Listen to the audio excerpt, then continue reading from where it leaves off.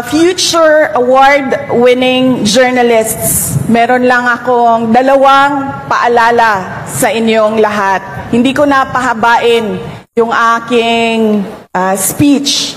Gusto ko lang paalala ninyo ang dalawang bagay sa pagtatrabaho ninyo at sa pagpupursige ninyo sa inyong interes at karera sa journalism. Unang-una, kapag opinyon ninyo ang sinusulat ninyo, never assume anything. Huwag ninyong ipaghalo ang assumption at opinion. Magkaibang bagay yon. Pangalawa, never print or post or circulate something that you know is not the truth. Huwag ninyong gawin na sirain ang buhay ng ibang tao, sirain ang imahe ng iba't ibang organisasyon o ng mga tao sa alam niyong hindi totoo. Never assume and don't lie sa inyong trabaho. Yan lang ang gusto ko na maalala ninyo. And I wish you all good luck in the competition, and we all want to see you as award-winning journalists in the future, not just for national awards, but of course, for international awards. Mga future award-winning journalists, meron lang akong dalawang paalala sa inyong lahat. Hindi ko na pahabain yung aking speech. Gusto ko lang paalala ninyo ang dalawang bagay sa pagtatrabaho ninyo at sa pagpupursige ninyo sa inyong interes at karera sa journalism. Unang-una, kapag opinion ninyo ang sinusulat ninyo, never assume anything. Huwag ninyong ipaghalo ang assumption at opinion. Magkaibang bagay yun. Pangalawa, never print or post or circulate something that you know is not the truth. Huwag ninyong gawin na sirain ang buhay ng ibang tao, sirain ang imahe ng iba't ibang organisasyon o ng mga tao sa alam niyong hindi totoo. Never assume and don't lie sa inyong trabaho. Yan lang ang gusto ko na maalala ninyo. And I wish you all good luck in the competition, and we all want to see you as award-winning journalists in the future, not just for national awards, but of course, for international awards. Alam niyo guys, dito sa Pilipinas, sobrang nagamit lang ang social media ng 2022 election. Prior to that, hindi pa ganun masyado, pero nandiyan na si King Pinoy, nandiyan na sila Misas, sila Atty. Trixie, si Mocha, si Banat Bay. Sila yung mga namayagpag ng panahon ni PRRD. And definitely, alam ko meron din naman sa side nila ni Robredo. Hindi ko lang sila masyadong kilala. Nung pumasok ang 2022 election, campaign season pa lang, ang dami nang naglabasan na political vlogger. Kaiba po ang political vlogging sa political content creation. Siguro masasabi ko, when it comes to political vlogging, mas marami yung opinion nyo about sa issue than mag-stick ka sa facts and i-discuss mo yung facts. Nakakatuwa kasi nag-grow ang political vlogging dito sa Pilipinas or political content creation. Unfortunately, mas marami pa po ang mga content creator, maybe a vlogger or content creator, ang nababayaran. Even ng time po na nagka-campaign pa sa BBM, marami na po kaming alam na binabayaran. I-circulate po yan sa loob ng community ng political vlogging. At hindi ko kailangan i-drop yung name, sino mga bayaran, and so on. Mapapansin niyo naman po yan. Plus the fact na wala naman akong personal knowledge doon. Na ikikwento lang, nababanggit lang. Yung mga tao po na nagpo-political vlogging, karamihan po dyan, yung sabi nila, puro paninira. Okay? May it be Duterte or may it be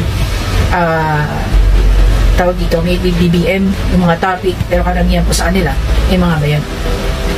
Marami na kaming alam. Diba? Marami na rin mga nag-offer sa amin, pero hindi nila kami kaya. Hindi po kasi kami kaya bayaran, dahil hindi po kami tumatanggap ng bayan. Sa totoo lang, kung mapapansin nyo, the more na walang hiya ang vlogger, the more napapansinin niya ng politiko. Tapos ang gagawin nila, babayaran nila yung mga yan. To continue pagiging walang hiya. Ang hindi nare-realize na itong mga to, yung mga politiko na nagbabayad sa inyo, pag kayo hinabla, wala silang sagutin sa inyo. To top that, Binenta nyo na yung dignidad nyo. Binenta nyo pa yung pagkatao nyo sa demonyo. Imagine nyo para sa pera. Para mukbang lang yan guys, food mukbang. Diba? Sabagay, may iba bang mukbang. Recently lang, di ba, may namatay. For the content. Kahit mamatay, kahit alam mo ikamamatay mo, magko-content ka. Kahit alam mong bawal sa'yo, iko-content. Same goes sa pagpo-political vlogging ng mga bayarang vlogger. Wala na akong isisingle out dito. Imagine nyo, no? Noong panahon ng campaign season nila BBM, sabi ng mga matatanda, kaya tayo nakikilala. Kasi mas gusto na lang nilang pakinggan tayo para, over sa mga nasa news outlet. Kasi yun, alam nila bayad yung mga yun. Diba? They have to create news to sell the news. While tayo, sa mga nagpo-political content creator, no? Tayo na yung pinapanood nila kasi wala naman nagbabayad sa atin. Purely, we're just giving out, you know, our opinion. Dinidiscuss natin yung mga bagay-bagay. Diba? Unfortunately, we fail these people na nanonood sa atin Kasi wala tayong pinagkaiba dun sa mga inaayawan nila Alam mo kung anong worst? Mas malala pa ang mga content creator para sa mga nagbabalita. Tama nga naman. Yung mga nagbabalita, maraming taong dinadaanan yan before nila nire-release yung binabalita nila. Samantalang yung mga political na binabayaran, easy peasy, napakadaling manira. Diba? Pero pag tinanong mo yung mga issues na binabato nila, kahit sila, wala silang mapatunayan sa mga sinasabi nila. So ngayon, ang political vlogging, hindi na para educate natin mga kababayan natin. Karamihan, ginagawa ng attack dog. And they're very proud na sabihin na sila ay mga vloggers. Diba? Mas mabaho pa mga political vloggers sa ibang niche na gumagawa ng kababuyan. Diba? Kasi kita-kita mo yung pagsisinungaling, kitang-kita mo yung pagkakalat ng maling impormasyon. And yet, kaya nilang panindigan at tindigan yung mga basurang nilalabas nila na pinapaniwala nila sa mga tao.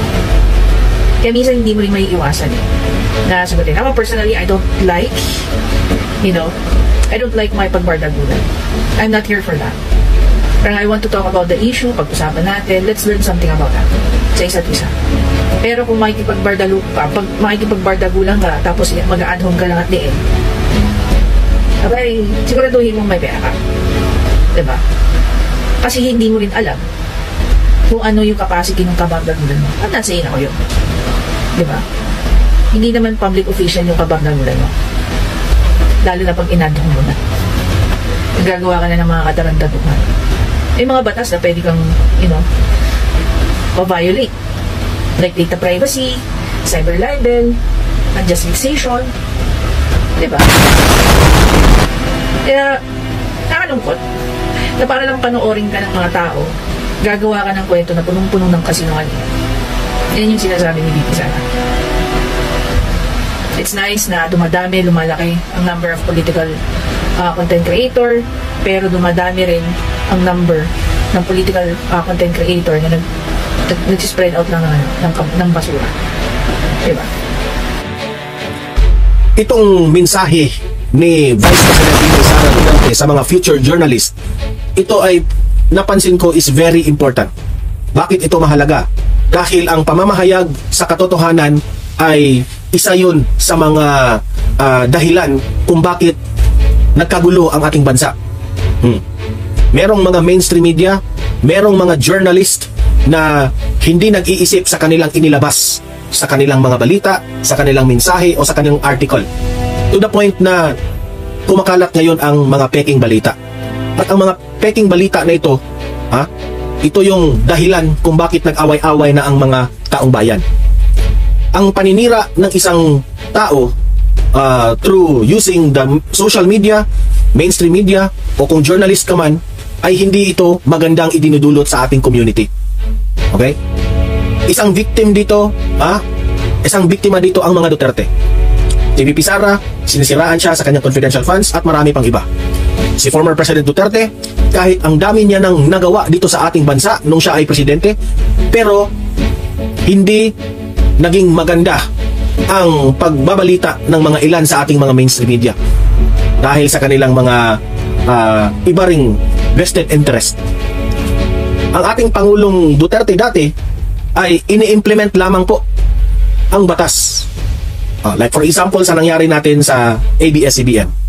Ang daming violation ng ABS-CBN.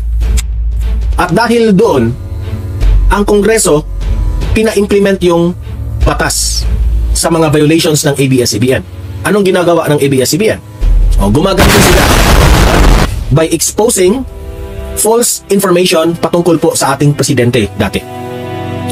So, itong panawagan po ni VP Sara sa mga future journalist, alam kong hindi lang ito para sa future journalist, kundi pinatatamaan ni VP Sara ang lahat ng mga irresponsibleng media, irresponsibleng mga journalist, at mga irresponsibleng mga vloggers. Lahat na gumagamit ng social media, TV, lahat. Basta you are giving false information sa publiko, nagre-remind si VP Sara, huwag niyong gawin yan. Never assume and don't lie sa inyong mga trabaho. Okay? So pakinggan natin ang mensahe ni VP Sara. Ito, very powerful statement ito. Ating Pangulong Bongbong Marcos never had a chance to speak out about this topic. Bakit ba, Mr. President? Siguro, kasi tiklop na ang bibig ng mga mainstream media ngayon sa mga pinanggagawa mo. Diba? Ayan. Nagtatanong lang po kami. Okay?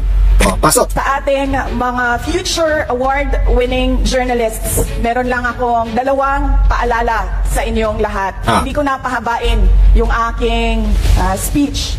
Gusto ko lang maalala ninyo ang dalawang bagay sa pagtatrabaho ninyo at sa pagpupursige ninyo sa inyong interes at karera sa journalism. Unang-una, kapag opinion ninyo ang sinusulat ninyo, never assume anything. Huwag ninyong ipaghalo ang assumption at opinion. Correct. Tama itong sinabi ni VP Sara. Differentiate yung assumption at saka yung opinion ninyo. Kaya nga, kung matatandaan nyo, every time mag-vlog ako, sinasabi ko kaagad sa inyo, let me remind you, ito, opinion ko ito. Diba? Kasi, ang taong bayan po, meron tayong tinatawag na freedom of expression. Pero kung ikaw, journalista ka, kung ikaw, mainstream media, reporter, news anchor ka, may responsibilidad ka. Kahit vlogger nga, may responsibilidad ka.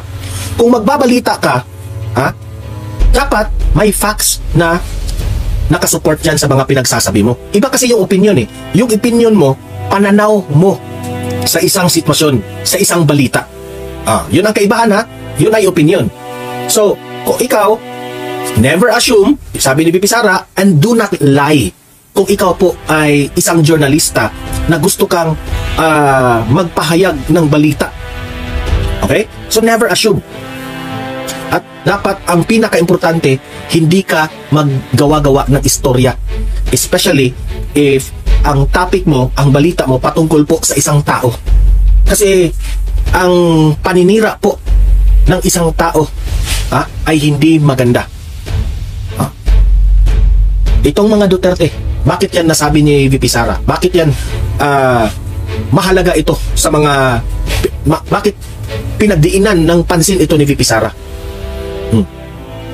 Kasi mga politicians ngayon, especially dyan sa Kongreso, ang dami-daming mga gumagawa ng ganyan.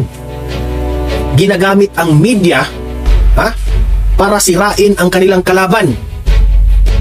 Pero, sad to say, hindi na maniniwala ang taong bayan. Look at what happened to Trillanes. Sampa ng kaso sa mga Duterte. Hindi naman siya nagtagumpay. Ngayon may panibago na naman siyang isinampa. Tingnan nyo sa mga comment section sa mainstream media at saka sa social media. Hindi na maniniwala kay Trillanes. Ayaw na siyang paniwalaan. Okay? Kasi sira na ang reputasyon. Diba? So bilang isang Vice President, si VP Sara, nagre-remind po sa ating mga journalist na bago kayo mag-post, bago kayo i-ere ang isang impormasyon, sisiguraduhin niyo na lahat yun ay tama, hindi kayo nagsisinungaling.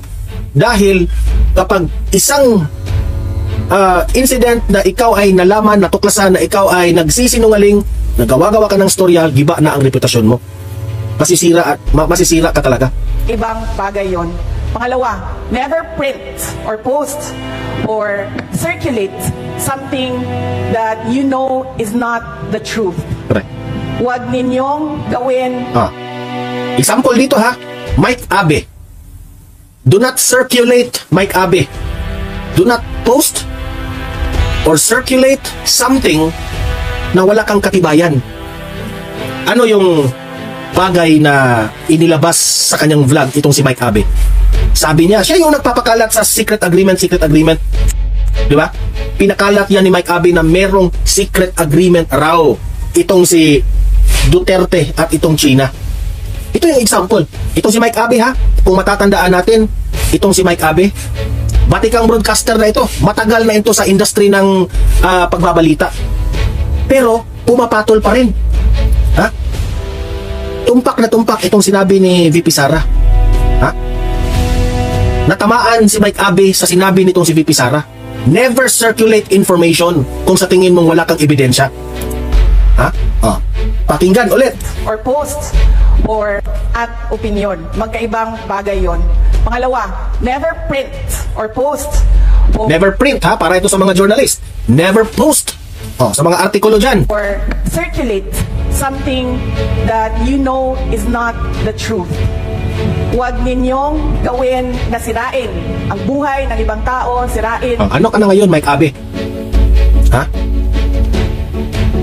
Walang secret agreement, pero still, nililin lang mo ang inyong mga viewers. Sa imahe ng iba't ibang organisasyon o ng mga tao sa alam nyong hindi totoo. Correct.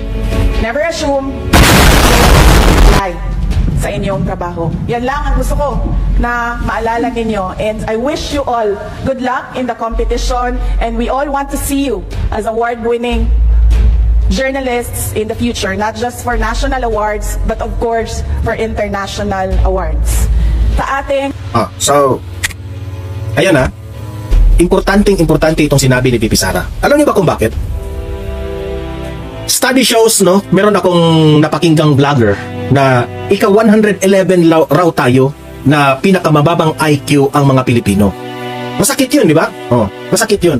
Pero the reason why, bakit ang baba ng rank natin when it comes to IQ raw ha, sa buong bansa, ika-111 tayo. Alam nyo, ang mga Pilipino po ay mga matatalino. Ang mga Pilipino po has good IQ. Pero, bakit ika-111 tayo when it comes to IQ? Sabi ng isang vlogger, which is I agree, sa mga kanyang explanation, ang dahilan po dito sa mga nakikita natin araw-araw sa TV, sa social media. Isa na dito yung mainstream media. Ano ba ang ifinifeed ng mainstream media ngayon? Diba? Ang babaw. Kaya nga, mababaw ang pag-iisip ng mga Pilipino kasi ang babaw rin ng kanilang mga palabas. For example, sa mga movies na ipinapakita ng mainstream media, kung titingnan mo ang mga palabas ng ibang bansa, grabe. Meron silang mga drama series na kung manood ka, talagang yung critical thinking mo, makatrabaho mo talaga. Diba? Tingnan nyo, yung mga palabas nila, unique, and talagang mapapa-analyze ka sa movie. Pero look at, i-compare mo dito sa mga palabas ng ating mainstream media dito. Wala.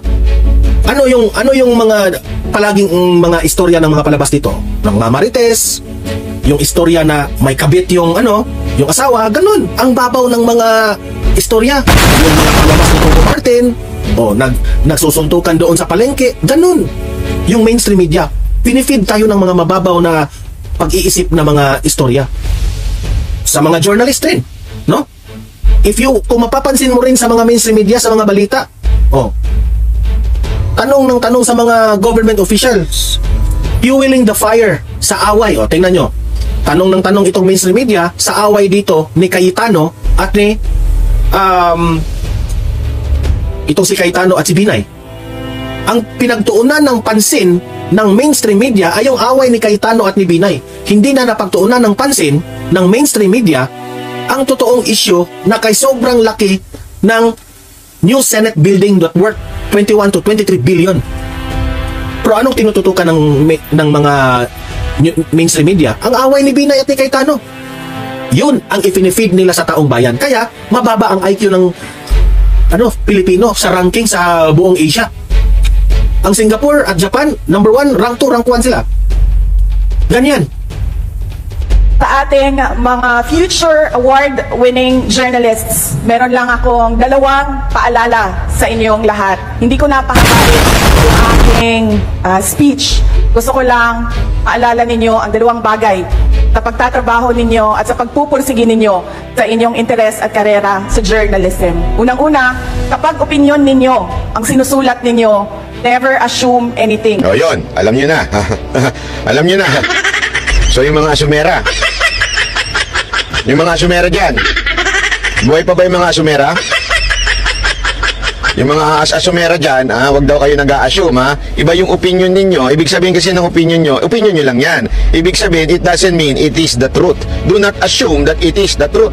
Okay? Ayan lang ay assumption. Ibig sabihin, hindi porket binati-bati ka, o di kaya nakipag-usap sa'yo, nakipag-chat sa'yo, jowa mo na. Kasi mga asumera, ganun eh, di ba? Feeling ka agad, jowa na nila eh. Totoo Tapos yan yung sinasabi ni BP Sara Duterte. Sabi nga ni BP Sara Duterte, huwag mag-a-assume. Hindi ibig sabihin ng opinion ninyo, ayun na yung katotohanan. Kasi alam mo, sa mundo na ito, grabe ho ang mga journalist nun, at saka mga media nun, kung papansinin ninyo, very objective, ika nga. Pero ngayon, itong mga media ngayon, nung nagkaroon ng Twitter, naging na sila, medyo opinionated na sila. Hindi kasi maganda yun kung ikaw ay isang nag-news anchor, unless yung format ng iyong programa ay katulad ng programa namin na it's all about opinion. Kung gano'n, walang problema. Pero kasi yung mga nakikita natin sa news ngayon na supposedly sila po ay naghahatid ng balita, iba na ngayon. Puro na ho sila mga bias, at alam naman natin, marami ho sa kanila may retainers. Alam niyo yung retainers? Yung nilalagay sa ngipin? Ito, nilalagay sa bulsa. Kaya na lang, nung panahon ni Pangulong Duterte, 6 na taon silang may retainers. Tapos ngayon, naku po, mas matindi kay Tamba. Si Tamba talagang malupit magpa-retainers. Huwag ninyong ipaghalo ang assumption at opinion. Magkaibang bagay yon. Pangalawa, never print or post or circulate something that you know is not the truth. Huwag ninyong gawin na sirain ang buhay ng ibang tao, sirain ang imahe ng iba't ibang organisasyon o ng mga tao sa alam niyong hindi totoo.